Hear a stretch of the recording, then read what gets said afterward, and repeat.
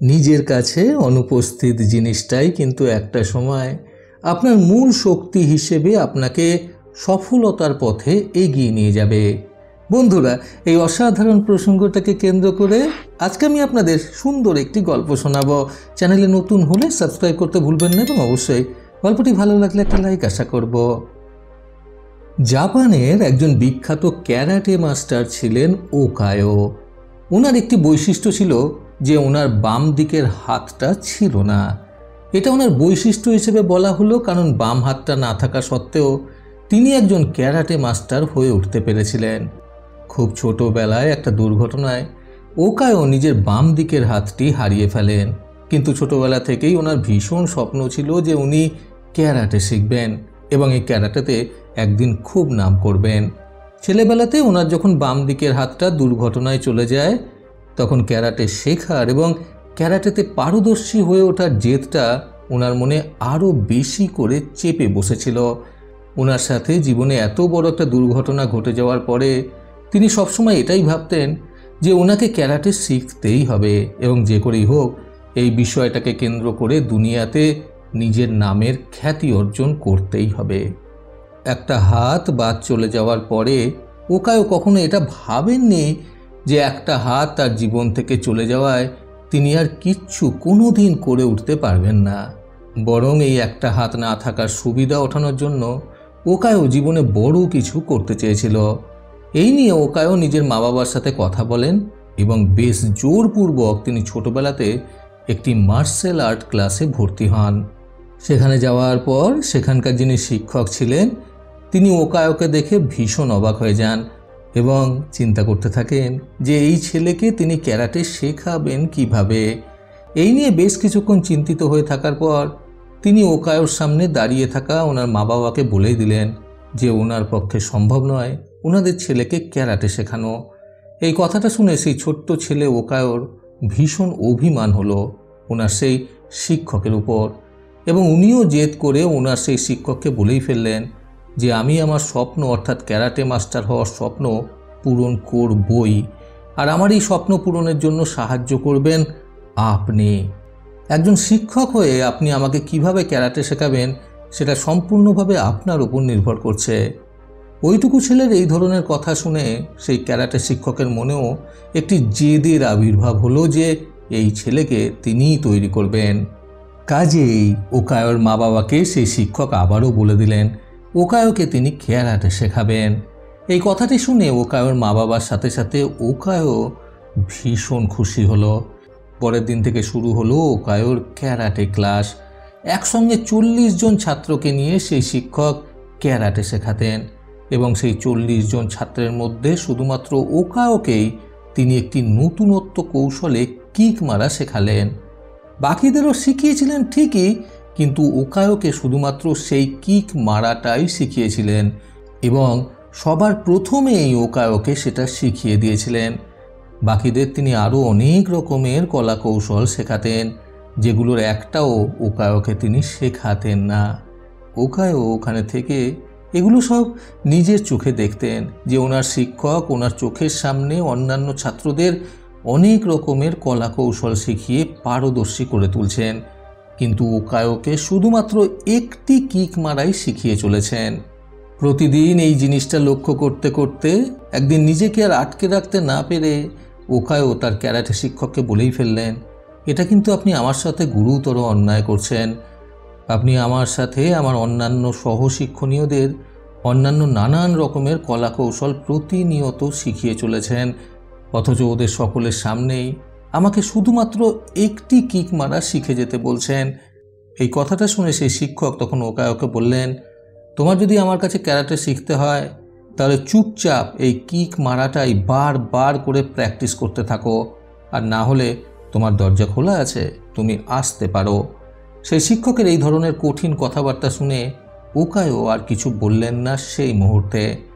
তারপর এই একই কৌশল অর্থাৎ নতুন আদব কায়দায় কিক মারার কৌশলটা ওকায়ো টানা বেশ কয়েক বছর ধরে প্র্যাকটিস করতে লাগলো। এরপর একদিন আসলো সেই পরীক্ষার দিন, যেদিন এই ক্যারাটে পরীক্ষায় যে জয়ী হবে তাকে পরবর্তী ক্যারাটে শিক্ষক হিসেবে ঘোষণা করা হবে। যথারীতি যথাসময়ে ক্যারাটে শুরু হওয়ার সমস্ত প্রস্তুতি হতে লাগলো। ওকায়োর বিপরীত পক্ষে যিনি ছিলেন তিনি ছিলেন বেশ দক্ষ একজন খেলোয়াড়। ওকায়োর বাম হাতটা না থাকার ফলে ওনার সামনে ওকায়োর মূল্য কিছুই ছিল না। ফলে ওকায়োকে দেখে সেই বিপরীত পক্ষের খেলোয়াড়টা মনে আরও বল পেয়ে গিয়েছিল যে সেই হয়তো এই প্রতিযোগিতাটা জিতবে এবং পরবর্তী ক্যারাটে শিক্ষক হিসেবে তারই নাম ঘোষণা করা হবে। কারণ ওনার সামনে যে বিপরীত পক্ষের মানুষটা দাঁড়িয়ে রয়েছেন, ওনার তো একটি হাতই নেই, সে ক্যারাটে করবেই বা কীভাবে। প্রথমবারেই সেই বিপরীত পক্ষের মানুষটি ওকায়োকে বেশ ভয় দেখিয়ে দিয়েছিলেন। ওকায়ো রীতিমতো ভয় পেয়ে গিয়েছিলেন তার দাপটে এবং তিনি ভেবেই নিয়েছিলেন যে তিনি হয়তো আর এই খেলাটা জিততে পারবেন না।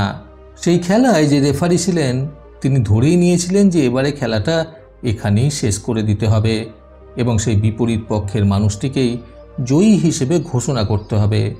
কিন্তু সেখানে উপস্থিত থাকা ওকায়োর সেই শিক্ষক বললেন, না, এত তাড়াতাড়ি এটা শেষ করে দেওয়া যাবে না, খেলাটা চলতে থাকুক এবং দেখা যাক শেষ পর্যন্ত কি হয়। সেই শিক্ষকের এই ধরনের কথা শুনে ওকায়ো মনে আরও অনেকটা পরিমাণে বল সঞ্চয় করতে পারেন। তারপর আবারও সেই খেলাটা শুরু হয়। বিপরীত পক্ষের মানুষটি ওকায়োর বাম হাতটা না থাকতে দেখে অনেকটা বেশি আত্মবিশ্বাসী হয়ে উঠেছিল যে সে অবশ্যই জিতবে এবং ওকায়ো এই মুহূর্তটারই অপেক্ষা করছিল।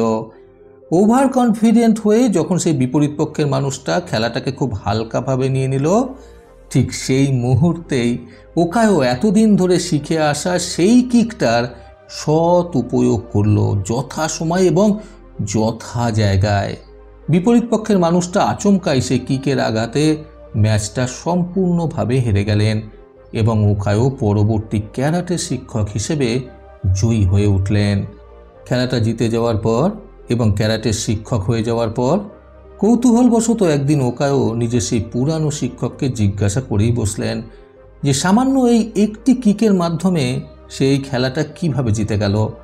তখন সেই শিক্ষকটি মুচকি হেসে ওকায়োকে বললেন, তুমি এতদিন ধরে যে কিকটা শিখেছো সেটা হচ্ছে ক্যারাটের সবথেকে কঠিনতম কিক এবং এটাতেই তুমি ভীষণ পরিমাণে রপ্ত হয়ে উঠেছো দিনের পর দিন এই একটাই প্রয়াস করতে করতে।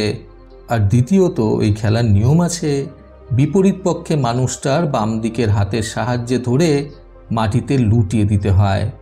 আর তোমার সবথেকে বড় প্লাস পয়েন্ট হলো তোমার তো সেই বাম দিকের হাতটাই নেই, তাহলে এই খেলাটা তো অবশ্যই তোমার জেতারই ছিল, তাই না?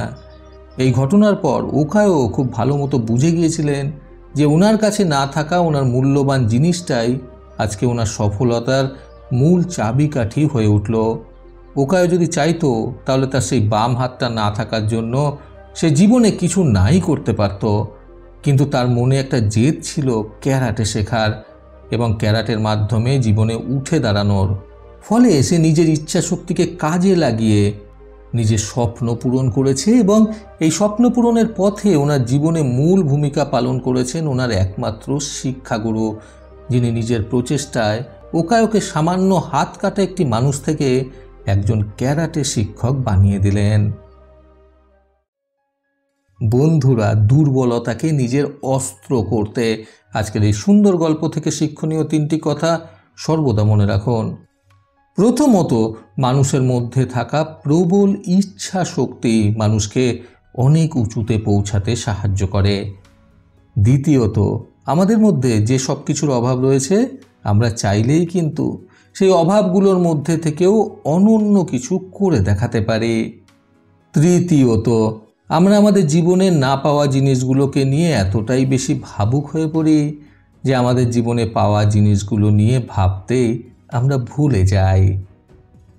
প্রতিবারের মতো আবারও বলবো, এই পৃথিবী তাদেরকেই সম্মান দেয় যারা ইউনিক কিছু করার ক্ষমতা রাখে। সকলের সুস্থ এবং সুন্দর জীবন কামনায় প্রকৃত জীবন থেকে আমি সন্তু চক্রবর্তী আবার আসবো আগামীকাল নতুন সুন্দর শিক্ষণীয় একটি ছোট গল্পের সাথে। ভালো শুনুন, ভালো থাকুন।